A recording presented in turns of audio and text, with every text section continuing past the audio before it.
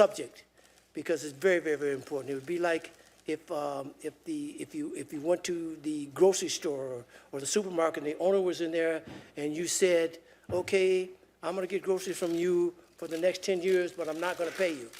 So it's the same thing. That when people do things or create a business to make a living for themselves, they should be compensated for that. And the music business is no different than that. If we stop paying people because, well, it's only music, well, that's ludicrous because of the fact that their time and effort and creativity went into creating this music that people are getting pleasure from and listening to and having forever and ever. And I don't think there should be a time limit on that. I think it should, because people are going to be creating music forever. And those who have created it in the past should not be not compensated for their works because it was prior to 1972. And I appreciate all of you being here. Thank you. Thank you, much. Mr. Roberts. The music industry argues that giving away copyrighted music for free violates its intellectual property and compares the downloading of copyrighted music to piracy or theft. No one would have an incentive to produce music where Napster and similar organizations allowed to operate amounts to depriving the owner of the use of the object of his property or at least greatly reducing his access to it. So in college, we didn't have Apple Music or Spotify or anything like that to listen to music to. So we would have to download music. And a very popular company that people used to download was called Napster. And so that's where everybody would download and then would burn it to a CD, and then that's how we'd listen to music on the go. But then artists would get upset that their music sales were down and people were taking their music for free. So Napster took action and started going after people who were downloading the music and then sharing it publicly. A friend of my brother was targeted and fined $70,000 approximately from Napster, but he was able to bargain and got it down to $3,500, but he had to write a check for that to Napster. Worry too much is violating anybody's copyright because there's something called the fair use exception.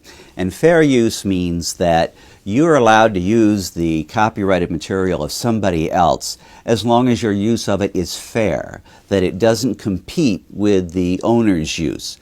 And fair use frequently means that most educational uses are okay.